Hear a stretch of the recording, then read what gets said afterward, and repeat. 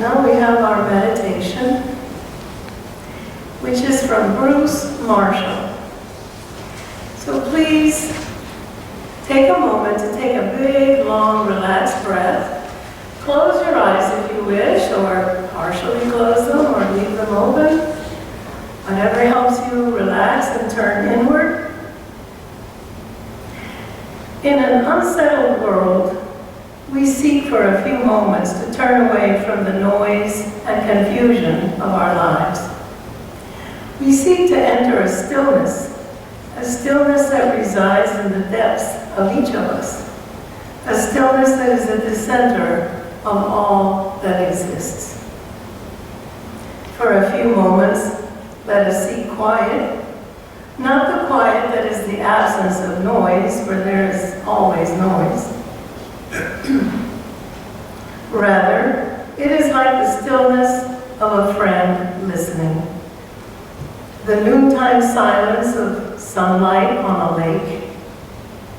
The silence of a new idea, a thought that makes the world pause. The quiet of growing plants. The quiet of a child sleeping.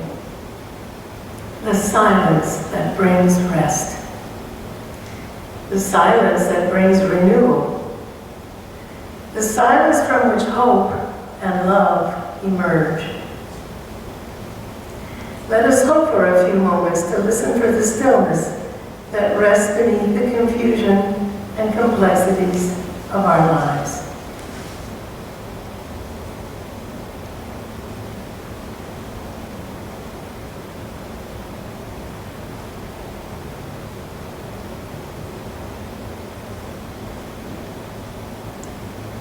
Now that you are so nicely relaxed,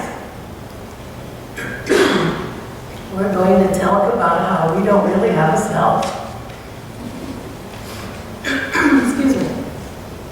The idea that the self is not real is foundational to Buddhism, Taoism, and certain branches of Hinduism. How can something so seemingly self-evident as the idea of the self be an illusion? These systems of thought not only see the self as illusory, but also most of human perception of our existence. In agreement, modern physics and quantum physics say the material world is not what it appears to be. It's not what it appears to be to our senses. It consists of extremely small molecules and atoms spinning in enormous spaces. And subatomic physics is a bizarre world where even the laws of macrophysics do not hold. Maya is the Hindu name for this illusion in which we find ourselves. Thankfully, however illusory it may be, existence is sufficiently consistent to be a reality humans hold mostly in common. In Western thought, René Descartes, the French 17th century mathematician and philosopher, stated his famous cogito ergo sum. I think, therefore I am. Saying thinking is what makes us human and defines our existence. In his 2019 book, No Self, No Problem, How Neuropsychology is Catching Up to Buddhism, neuropsychologist Chris Niebauer describes how the field of neuropsychology, which studies the structure and function of the brain, is catching up to ancient Eastern thought by seeming to find, so far, that the self isn't really there, at least not the way we think it is. The confluence of Eastern thought and Western science is not new. Gary Zukav, Deepak Chopra, and others have written about this for years.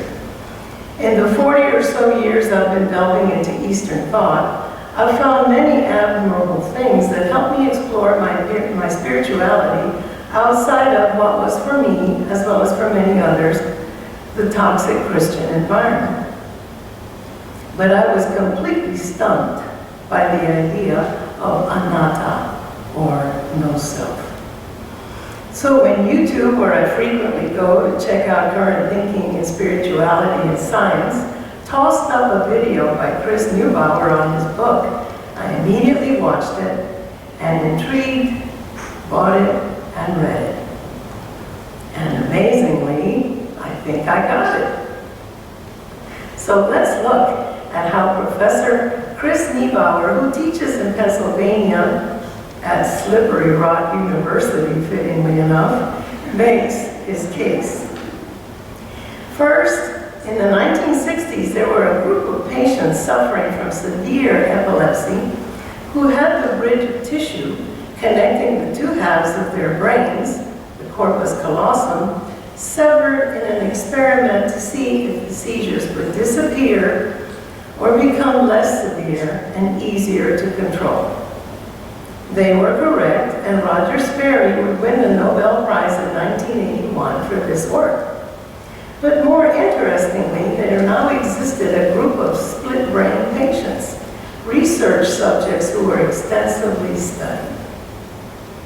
The findings of that research would form the basis for understanding the different functions of each half of the brain. The research also inadvertently laid the groundwork for the idea that the self doesn't exist in the way that we think it does. Michael Gazzaniga, one of the researchers in his 1998 book, The Left Brain Interpreter, included a chapter titled The Fictional Self, referring to the fact that neuroscience has succeeded in mapping almost every function of the mind onto the brain except a center for the self and a center for consciousness. The left brain, right brain dichotomy is an idea that has become well known in popular culture. Let us look at it in greater detail. The left brain has certain attributes, distinct attributes. It is the center for language. Let me see if I can flip this over. Okay, the left side of the brain excels at creating an explanation for what's going on. I am so sorry. There we go. It is responsible for pattern detection, construction, and interpretation, i.e. it is a story maker. Okay, let me just say that again so I don't lose anybody. The left brain is the center for language. It is responsible for pattern detection, construction, and interpretation. It is the story maker. It is sequential. It thinks linearly. The inner voice, with its constantly running monologue, the bane of all beginning meditators, is the left brain in perpetual action. The language center is all about pattern recognition, from the different sounds of words, to the letter patterns of how words are written, to language syntax and grammar. Research shows that pattern recognition will manifest even when there is no pattern to be perceived. I'm sure we've all had that experience. When we see a certain pattern of shadow or light and we think there's somebody out there, or something. As is still utilized in the famous Rorschach test devised in the 1920s as a surface for projection of interior unconscious concerns of psychiatric patients. There are examples in the book of experiments conducted that show the left brain making patterns and constructing plausible explanations that had nothing to do with the actual circumstances of the experiments. Neubauer writes, over the last 40 years, several additional studies have shown that the left side of the brain excels at creating an explanation for what's going on, even if it isn't correct. Conspiracy theories, a particularly extreme example, come to mind. He continues, the truth is that our left brain has been interpreting reality for us our whole lives. And like most people, we have never understood the full implications of this. Studies indicate that when actions or facts arise from some place to which the left brain does not have access, the interpretive portion of the mind will simply explain them, and this explanation may have nothing to do with reality. Language, categorization, and pattern construction, detection, create a map of reality that we then think is reality. And while this attribute is tremendously useful in our living in this existence, these maps of reality exist only in our minds, and only when we are actively thinking about them. Let's do a quick experiment. Let's take a few seconds, look around, and make a mental note of what you see. Go ahead.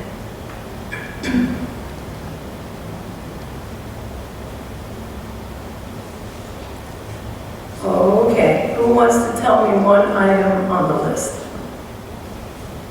Where's the list? It's in your head. It's part of your illusion. Huh? Fountain. Somebody else? Butterfly. Butterfly. Yes?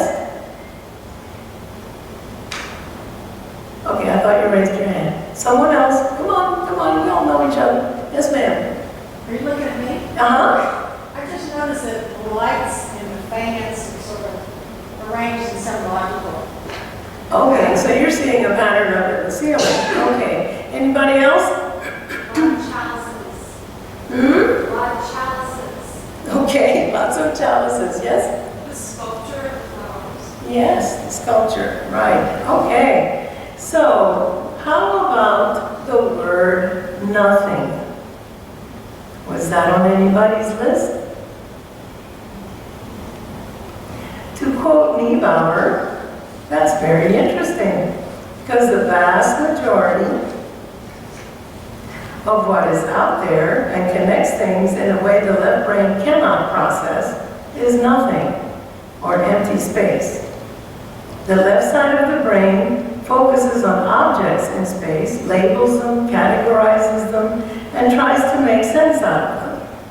We have become such experts at organizing our perceptions into categories and patterns that it's difficult to see reality in any other way. Is it possible that the left brain looks inward and does the same thing? Does the left brain see thought happening in the brain and continuously create a thing out of the process of thinking, which it then labels me? Is the sense of self related to seeing patterns in randomness? Continuing. The left brain is the dominant center for language. This includes our thoughts and the inner speech we use to talk to ourselves. This internal dialogue is happening continuously for almost everyone on the planet, and it plays a central role in the creation of the mirage that we call the self. Our association of our true self with the constant voice in our head is an instance of mistaking the map, the voice, for the territory, who we really are. This error is one of the biggest reasons the illusion of self is so difficult to see. To further illustrate the sense of self being tied to language, Helen Keller, who lost both sight and hearing in infancy, states that she only developed a sense of self after she learned language. Now let's go over to the attributes of the right brain. Right away, however, we have a dilemma, because we will be looking at the right brain with both sides of the brain, and the language center is in the left brain. So our left brain may categorize what it is hearing as unimportant, meaningless, or silly, a sign of over-identification with the left brain interpreter. The right brain is the spatial center. It understands language, it does understand it, even though it can't speak it in the usual sense. Hence, the right brain is silent, but it seems to be a silence full of wisdom, as the age-old axiom holds. The right brain, its view is broad, vigilant, and takes in the big picture. It has a more global perspective. It processes the world as a continuum. The right brain is often referred to in science as unconscious because it is outside of the verbal sphere. This seems to make it less important. A very large portion of our unconscious processes are critical and complex, such as heartbeat, digestion, cellular energy production, homeostasis.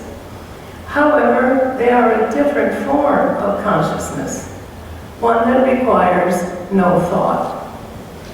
For example, if you want to shift your weight in your seat, you simply do it. Or when you reach for the hymnal in a little while, you won't think about telling your arm to get the hymnal. You will just do it. Even though it requires no thought on your part, it is still a complex series of processes that make the picking up of the hymnal possible. So how do we access right brain consciousness? Yoga, which is thousands of years old, brings you into right brain consciousness. Doing yoga feels good and you are aware, or it should feel good. And you are aware of what you are doing, but there is very little to think about. The whole practice is best done while being in the moment. Niebauer says, I can't think of a single practitioner of yoga who would ever believe that one is unconscious while doing this practice. Meditation in its various forms also brings you into right brain consciousness. And the notorious difficulty many people have accessing their inner stillness is because the left brain chatter is a very difficult habit to get around. Any sports, music, dancing, any kind of deeply absorbing activity, whether artistic or not, when your ego falls away and time flies, and you are deeply immersed in what you are doing, you are accessing your right brain, and you are experiencing whatever it is for its own sake. Mindfulness is also a way to access your right brain consciousness, which, like meditation, is associated with Eastern traditions and in which one is encouraged to be in the present moment by being in and observing reality rather than thinking about it.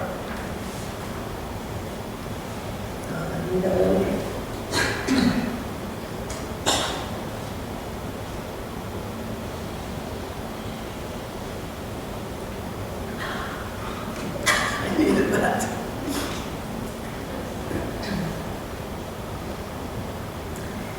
Okay.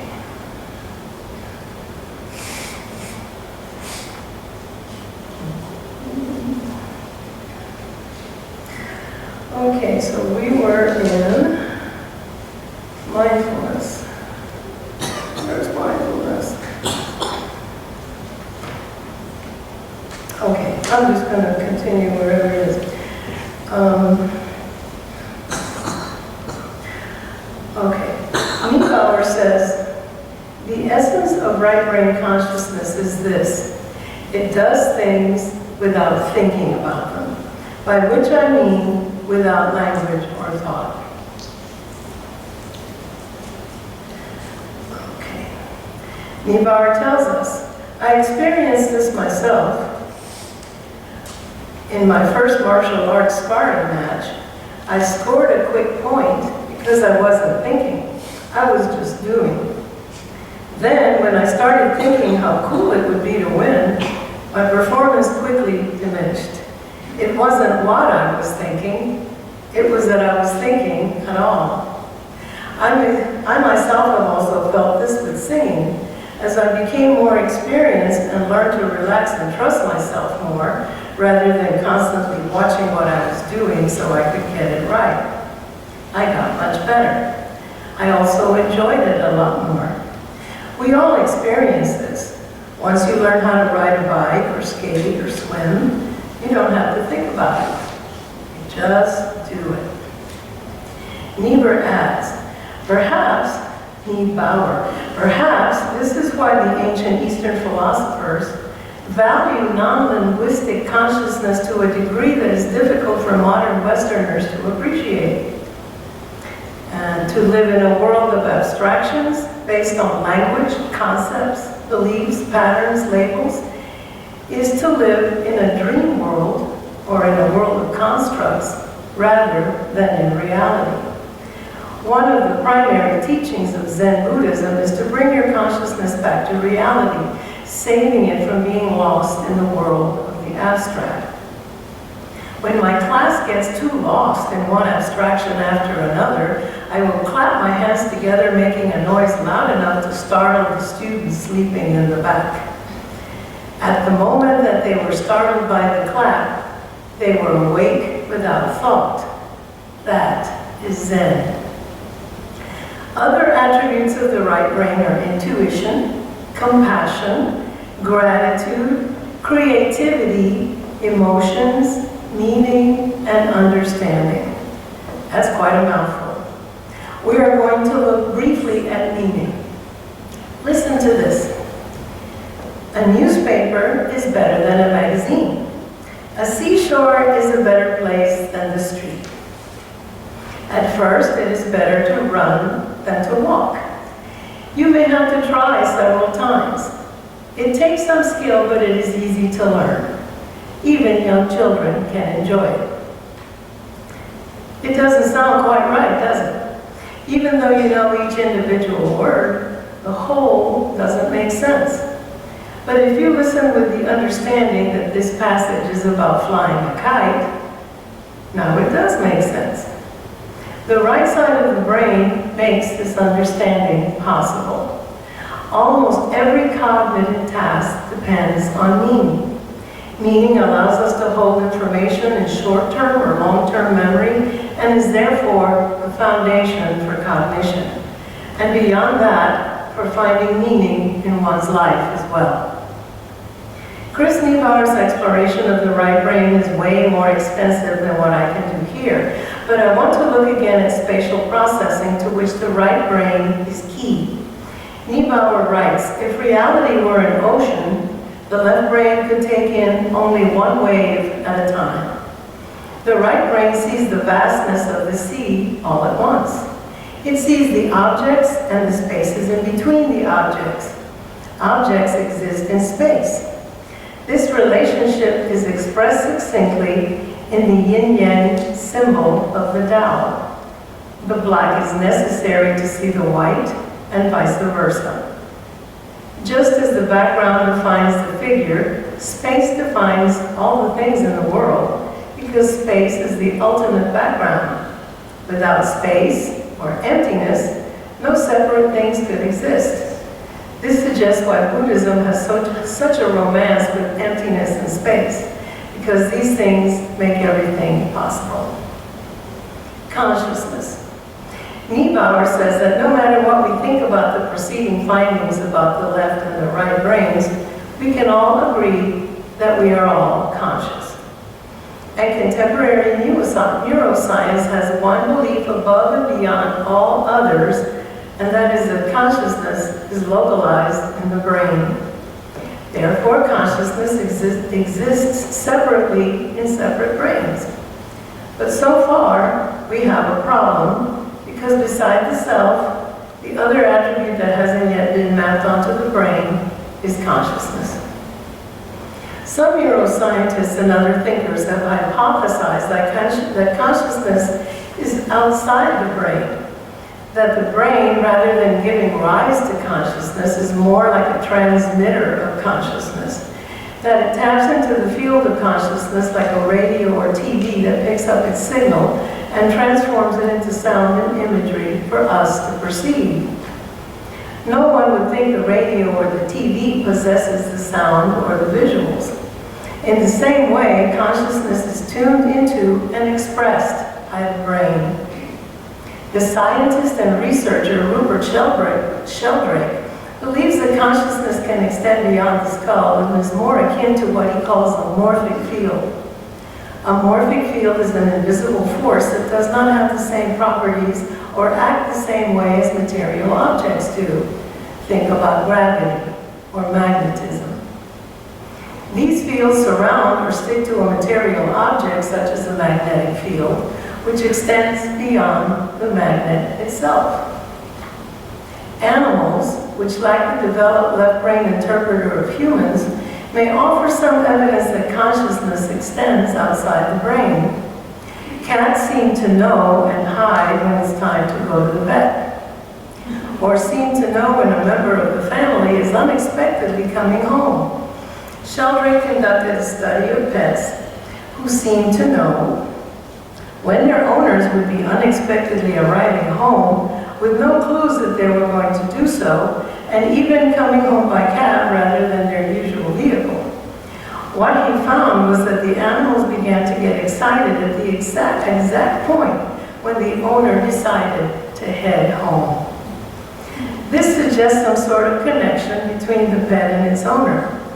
If consciousness does extend beyond the brain, it might also explain certain psychic and paranormal phenomena. Conclusion. So, if we do not have a self, what or who is having our life experience?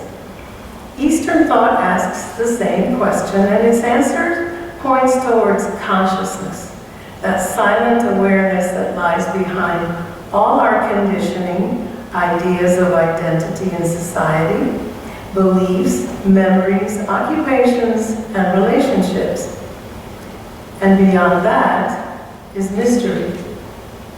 But if we can let go of, or at least learn to see through, our left brain identification with all its accompanying anxieties, doubts, and fears, and to not take it so seriously, since we realize it's just the left brain constructing patterns and stories, we can perhaps be happier and perhaps dwell more frequently in the holistic calm of right brain, present moment awareness.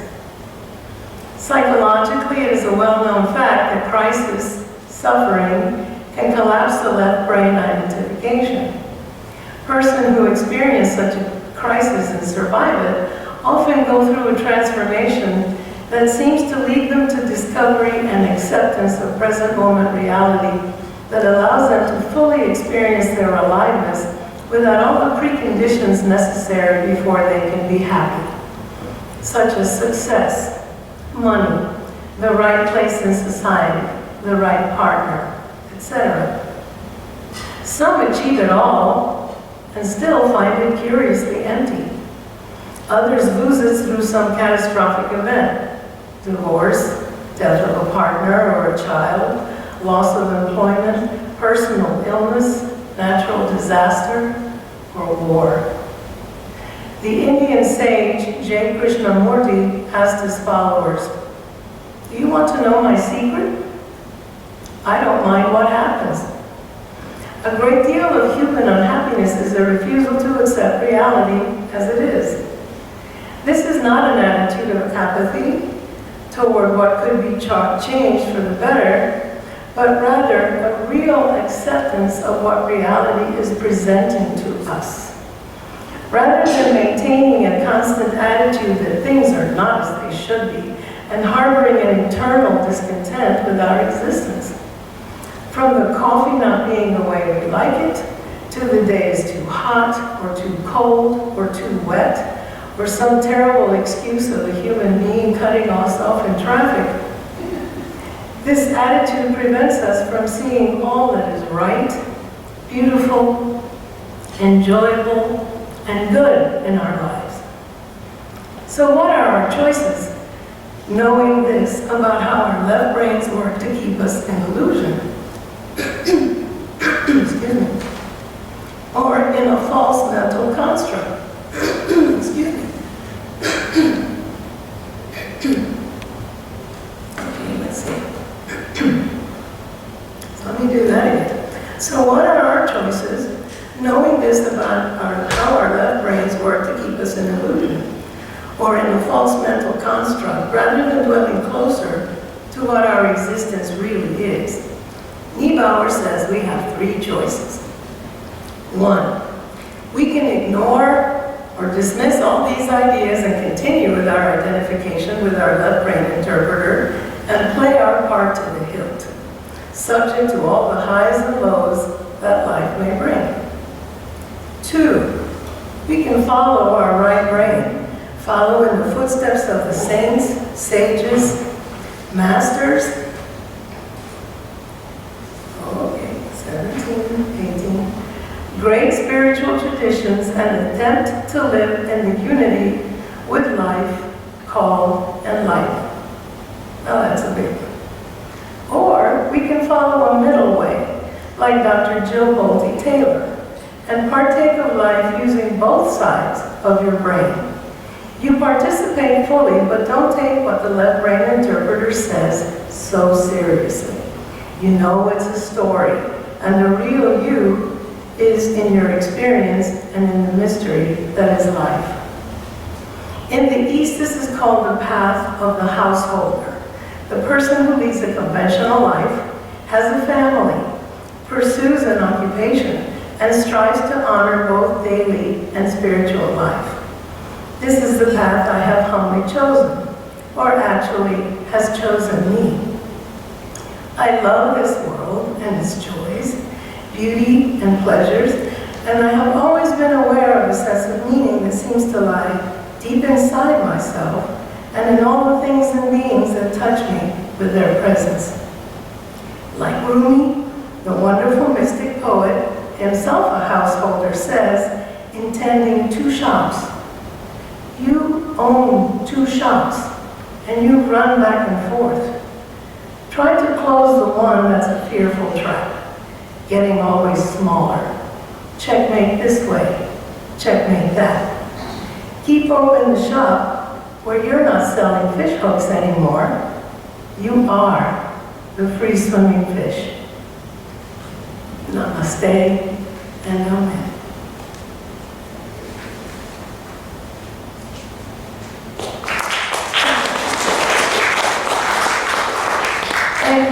Thank you all for coming today. I really am very, very grateful.